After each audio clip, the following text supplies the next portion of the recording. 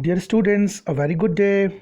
So, we were studying the poem An Elementary School Classroom in a Slum, and today we have to study the third stanza of the poem. So, now I move to the third stanza. Now, one thing you have to note that in the third stanza of this poem, the poet Stephen Spendel tries to show an element of anger, an element of frustration towards the rich section of society, towards the haves, because of their indifference and neglect towards the have nots. सो इस stanza में Stephen spindle जो poet है वो अपना थोड़ा सा गुस्सा और फ्रस्ट्रेशन जाहिर कर रहा है अपनी पंक्तियों के द्वारा थर्ड स्टैंजा की. So one thing is that he can not imagine that on one hand we have a society, we have a section of people who are elite class, who are very rich, prosperous, and who are living a lavish life, a very comfortable life, and on the other hand, in the same world we have these unfortunate children of the slum who are living a life worse than the animals, who are deprived of the basic necessities of life, who are deprived of basic education. So this is the irony of this world, and therefore Spender is trying to exhibit his anger and frustration in these lines of the third stanza. So now I'm going to read the third stanza. Please follow me. Surely Shakespeare is wicked, the map a bad example, with ships and sun and love tempting them to steal for lives that slyly turn in their cramped holes from fog to endless night. On their slag heap, these children, with skins peeped through by bones and spectacles of steel, with mended glass like bottle bits on stones, all of their time and space a foggy slum, so blot their maps with slums as big as doom. So now coming to the first line, surely Shakespeare is wicked. Now why Shakespeare is referred to as wicked? उसको wicked क्यों कहा गया है? Wicked मतलब बहुत ही खराब, बहुत ही बुरा. तो शेक्सपियर को क्यों wicked कहा गया है यहाँ पे? The poster of the Shakespeare is hanging on the wall, but Shakespeare is termed as wicked. The map a bad example, और जो map है उसको एक bad example, एक बुरा उदाहरण कहा गया है. First thing is the students cannot connect with Shakespeare and the map of the classroom. As I already told you in the last video, that Shakespeare always focuses in his plays on the bright sides of life, on the bright and good things. And these students are unfortunate, downtrodden. They cannot connect with all those good things. So in a way, Shakespeare is wicked for them. And same goes for the map.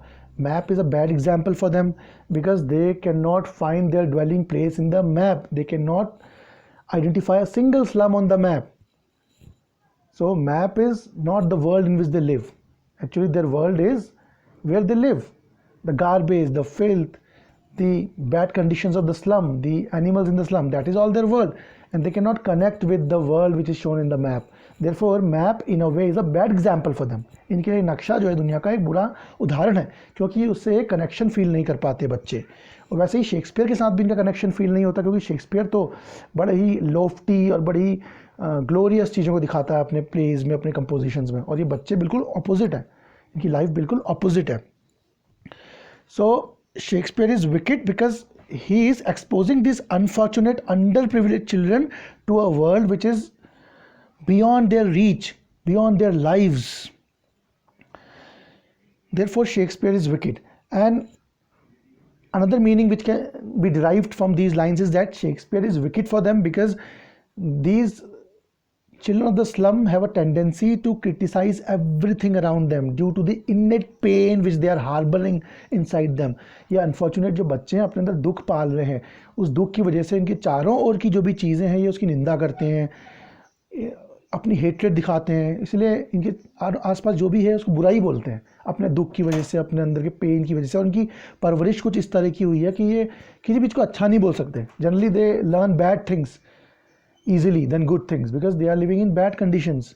तो बुरी चीज़ें सीखते हैं और हर चीज़ को बुराई बोलते हैं. तो दो कारणों की वजह से शेक्सपियर विकेड है. Now we need to ponder on one thing that the innocent child which is living in this slum, he cannot understand that why he is unfortunate, why the life is so harsh on him. he cannot ask this question to himself, why me, मैं क्यों, इस question को पूछ नहीं सकता बच्चा बेचारा. So if we portray fine things and fine sentiments to these children, like if we show them if jewels, diamonds, sapphires, ships, aeroplanes, or if we show them fine emotions like love, emotion of friendship, affection, emotion of light, emotion of hope, then certainly the children are going to be tempted by these emotions, and they will try their best to be a part of that prosperous world. उस खुशी से भरी हुई दुनिया का ही हिस्सा बनना चाहेंगे जो शेक्सपियर दिखा रहा है अपने प्लेज में, अपने कंपोजिशंस में, अपनी इमेजेस में. And what happens usually when these children try very hard to be a part of these fine things, and if they fail to be a part of that world, if they somehow don't reach that world, then sometimes they become very, very sad, very, very grief stricken, very, very depressed, morose, and sometimes they even resort to crimes. They even resort to stealing, chain snatching. तो कभी कभी ये उस अच्छी चीज़ों को पाने के लिए, उस अपनी लालच की उस पूर्ति के लिए क्राइम करने लग जाते हैं, क्रिमिनल्स बन जाते हैं. So therefore Shakespeare is wicked, because Shakespeare is invoking, he's prompting that greed inside them, he's provoking that emotion, that greed inside these children. So therefore Shakespeare is wicked here, because he's indirectly propelling them towards wrong path. He's indirectly forcing them to take a path of wrongdoing, immorality, because he's somewhat forcing them to become criminals. क्योंकि वो अच्छी चीज़ों को पाने की इच्छा की वजह से, उनकी पूर्ति के लिए वो क्राइम करेंगे, तो शेक्सपियर उसके लिए रिस्पॉन्सिबल होगा, इसीलिए शेक्सपियर को विकेट कहा गया है. Map is a bad example because they can not relate to the map of the world. With ships and sun and love tempting them to steal, this I've told you. Now next line, for lives that slyly turn in their cramped holes from fog to endless night, on their slag heap these children wear skins peeped through by bones and spectacles of steel, with mended glass like bottle bits on stones. Now in these lines the poet is describing the dwelling place, the shelters, the refuge, the homes where these children of slums live. किस तरह के घरों में ये लोग निवास करते हैं उसके बारे में बात हो रही है. So their homes is nothing but cramped holes. Now cramped holes is a metaphor. It's a figure of speech, literary device, poetic device used here. Metaphor. Cramped holes means the homes, the houses of these children are very tiny. They are small. Cramped. Cramped means overcrowded, overfilled. For example, we say cramped buses of India, cramped trains of Bihar, cramped cinema hall. Cramped मतलब बहुत ज़्यादा भीड़ जहाँ हो जाती है, इसे cramped बोलते हैं. So the dwelling places, the houses are cramped holes. They are in fact like graves, catacombs. मतलब कब्र जैसे घर हैं, छोटी छोटी कब्रें होती हैं ना, वैसे इनके घर हैं, कब्रिस्तानी कब्रों जैसे. And now the catacombs. The word catacomb we read in our last class also. In 11th class there was a chapter, the King Tut of Egypt. वहाँ पे हमने वर्ड पढ़ा था, जो कब्रें होती हैं राजाओं की इजिप्ट की, उन्हें catacombs बोला जाता है. So their houses are like catacombs, and they slyly turn as they even don't have space to turn around. They find it difficult even to turn around in those houses. पलटी खाना मुड़ना भी मुश्किल होता है उन घरों में, इतने छोटे होते हैं, इतने ओवर स्टफ्ड होते हैं वो. And another meaning which can be derived from these lines, the figurative meaning, the figurative message which these lines are conveying, is that in a way the lives of these children are completely unknown to the outside world. They are living a life which is unknown to the outside world. They are living in ignominy. They are not even known by the outside world. They are living in sheer oblivion. They are living in gross solitude. In wilderness they are living. So they are not even known, and unfortunately many of them, thousands and even lakhs of them, die without even ever getting out of these cramped homes. They never get a chance to leave these miserable circumstances in which they are living. They never get a chance to escape from these cramped dwellings of slums. They spend their whole life in these pathetic, miserable, and atrocious conditions. Now, the next line, from fog to endless night. On their slag heap, these children were skins peeped through by bones and spectacles of steel with mended glass like bottle bits on stones. Now, again, fog is a metaphor which is used here. Fog denotes the morning time, the daytime, and night is endless night. So, the poet is saying that from morning to night, their life is full of a bed of thorns. Their life is full of troubles, tortures, torments, and miserable things are happening every day with them from morning to night. So their lives begin in fog. Like in the morning time, then their morning is also very dark, you know. Fog means the morning which is full of darkness with a lead sky. Their morning has no light, no beautiful sunshine ever penetrates into their lives in the morning. So their morning is also dark, their night is also dark, their dawn is also dark, their dusk is also dark. They are living in a sheer, complete, thorough darkness, thorough misery, thorough pain, thorough atrocities, thorough persecutions of destiny. Now, endless night is again a metaphor used. Now, endless night has a different connotation. We can also think about this phrase as death, because death is endless night. कभी खत्म ना होने वाली रात, उसे हम मृत्यु भी कह सकते हैं, death भी कह सकते हैं. So it can also be looked as death. So we can also say that from birth to death, these children live in deplorable, pathetic conditions. Right from the day they are born to the day they die, their conditions do not improve. They live in the same miserable conditions throughout their life. On their slag heap. Now, in further lines, the poet is trying to show a very strong imagery. And if we visualize this imagery, we'll be shuddered, we'll shiver. Like if we think about a child who has not had eaten for days and years, what kind of feelings which will come in our mind? We'll be shivering, we'll be shuddering, because we are living in very lavish conditions. The children of the prosperous society are living in very lavish conditions amidst all the prosperity and facilities. But these unfortunate children, they are not even having basic meals in a day. And we cannot have any comparison with the children of the prosperous society. They are living in lavish and better conditions of life.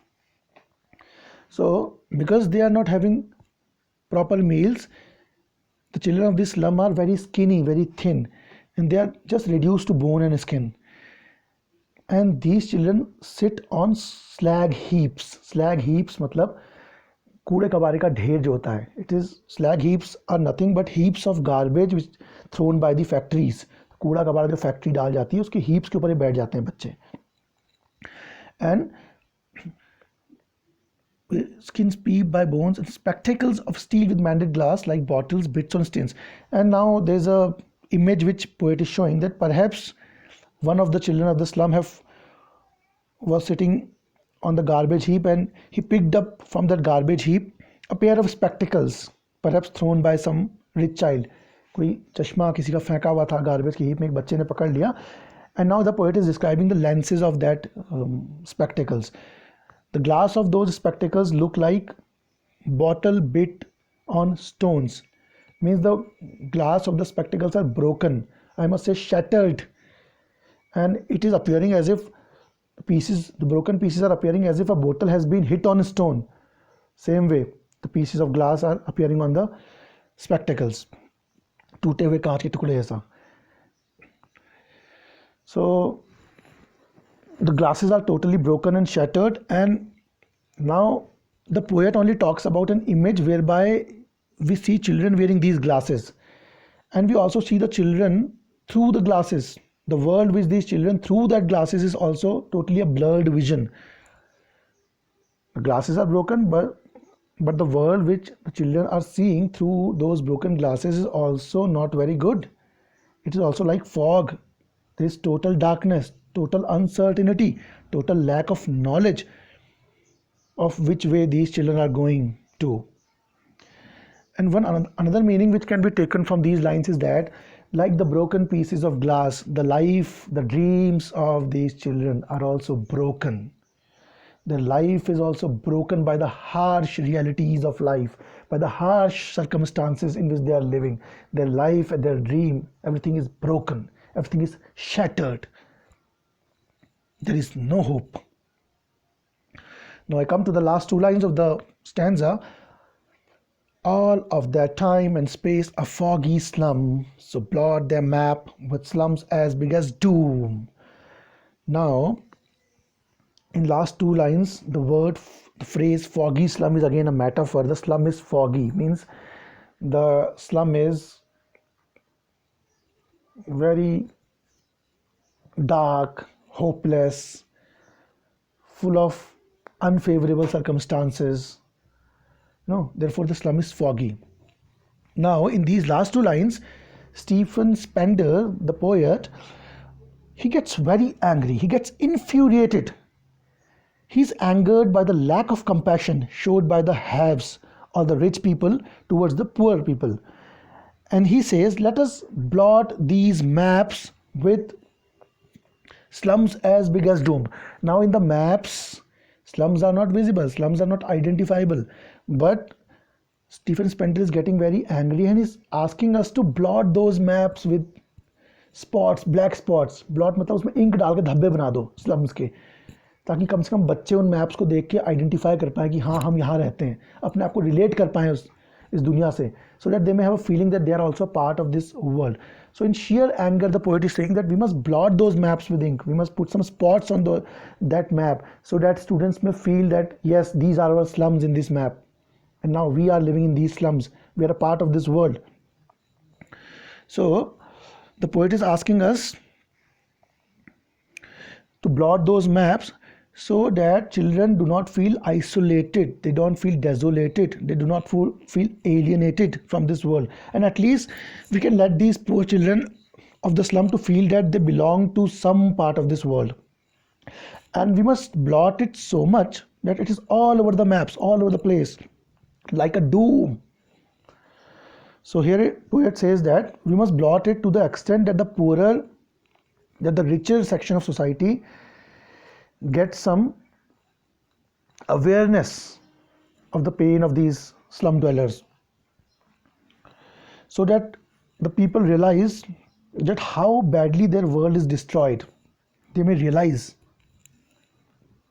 and all the people of this world who are not aware of these children, who are not conscious of the pain and misery of these children, at least they may get some impetus to think about these children, to become cautious of the pains which these slum dwellers are feeling, and they may contribute their bit in improving the conditions of these slum children. So in these lines there is an element of anger which has been shown by the poet.